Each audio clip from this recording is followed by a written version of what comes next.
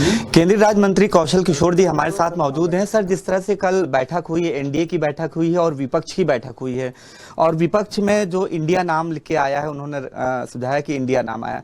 क्या लगता है कि 2024 में क्या समीकरण बनेगा? विपक्ष का दावा है कि 2024 में इंडिया की सरकार बनेगी।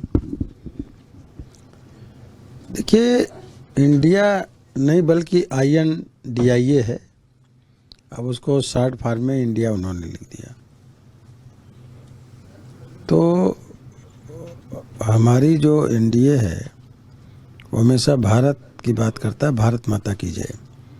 आदरणीय प्रधानमंत्री नरेंद्र मोदी जी ने विकसित भारत, आत्मनिर्भर भारत के लिए काम कर रहे हैं।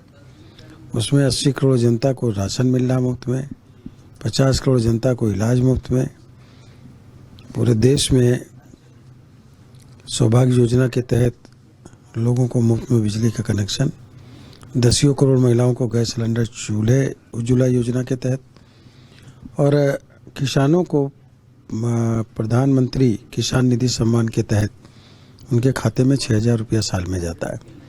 3.5 करोड़ लोगों को अब तक के आवास पूरे देश में दिए जा चुके हैं, शौचालय दिए जा चुके हैं। तो जो असली भारत है वो मोदी जी के साथ है, एनडीए के साथ है। और जो एनडीए के साथ जो दल जुड़े हुए हैं वो राष्ट्र निर्माण के लिए, विकसित भारत के लिए जुड़े हुए हैं। उनकी अपनी पहचान है, ग्राउंड लेवल पे काम करने वाले लोग हैं। जो ये विपक्ष एकजुट हुआ है वो मोदी जी को हटाने की बात करता है, वो एनडीए को हटाने की बात नहीं करता, भाजपा को हटाने की बात नहीं करता। मोदी हटाओ। तो मोदी जी को कौन कौन लोग हटाना चाहते हैं?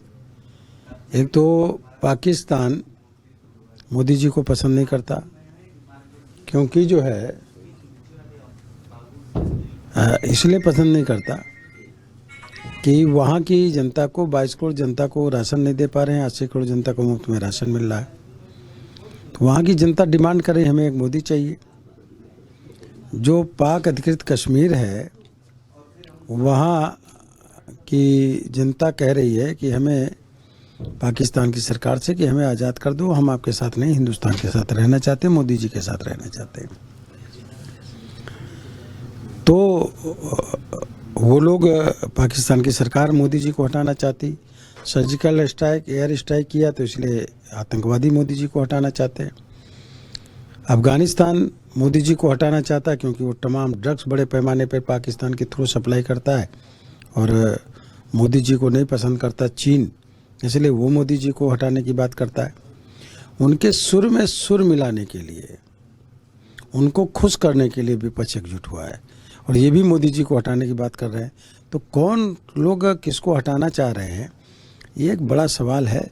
इसलिए जनता मोदी जी के साथ तो खड़ी ही है, लेकिन एनडीए के साथ खड़ी है और एनडीए पिछले बार से ज्यादा वोट पाएगा, पिछले बार से ज्यादा सीटें। सर, विपक्ष जिस तरह से आरोप लगा रहा, एसपी सपा मुखिया अखिलेश यादव ने कहा कि 38 दल हैं साथ में और 40 होते तो एक तंज कसा है, और साथ ही विपक्ष ये भी कह रहा है कि जो दल 38 दल एनडीए के साथ हैं उनमें वोट दिलाने की क्षमता ही नहीं है।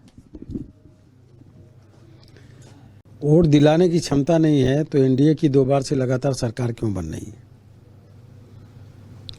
उत्तर प्रदेश में भी एनडीए की सरकार बनी। आगे आने वाले समय में जो उनके साथ कुछ लोग थे वो टूट करके आए हैं एनडीए में, और ज़्यादा वोटों से और ज़्यादा सीटें भारतीय जनता पार्टी उत्तर प्रदेश में भी जीतने का काम करेगी।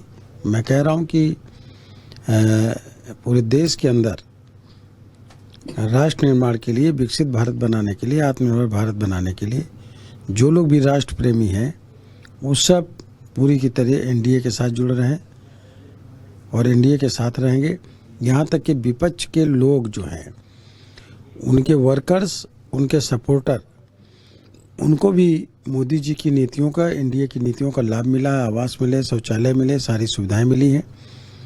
उसमें से 20 से 25% वोट विपक्ष का वो भारतीय जनता पार्टी को लोकसभा के चुनाव में मिलेगा, एनडीए को मिलेगा। अच्छा सर, जिस तरह से दारा सिंह चौहान भाजपा में शामिल हो चुके हैं, सुहेलदेव भारतीय समाज पार्टी भी भाजपा में आ चुके हैं, क्या लगता है आने वाले दिनों में और भी विपक्ष के कुछ नेता या कुछ पार्टी के लोग भाजपा में शामिल होंगे? खासतौर से बात की जाए जयंत चौधरी या और लोगों की, तो जो लोग भी राष्ट्र निर्माण में विकसित और आत्मनिर्भर भारत बनाने में वसुधैव कुटुंबकम के तहत जो मोदी जी ने कहा है कि मेक इन इंडिया और मेक फॉरवर्ड, हम भारत को बनाएंगे, दुनिया को बनाएंगे।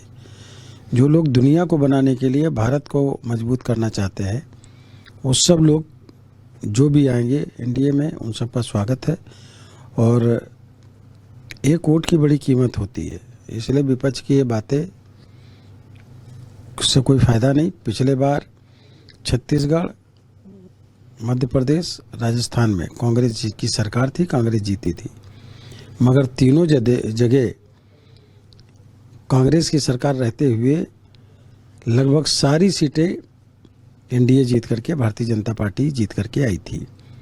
कर्नाटक में भले लोग जाकर के किए हों वहाँ बंगलोर में, लेकिन कर्नाटक में भी कांग्रेस की सरकार रहते हुए भी भारतीय जनता पार्टी लोकसभा के चुनाव में एनडीए ज़्यादा सीटें जीत करके निश्चित तरीके से आएगा, क्योंकि लोकसभा के चुनाव है। देश के लेवल पर मोदी जी के नेतृत्व में कोई विकल्प नहीं है, एनडीए का कोई विकल्प नहीं है। सर आखिरी एक सवाल है, हटके है थोड़ा सा।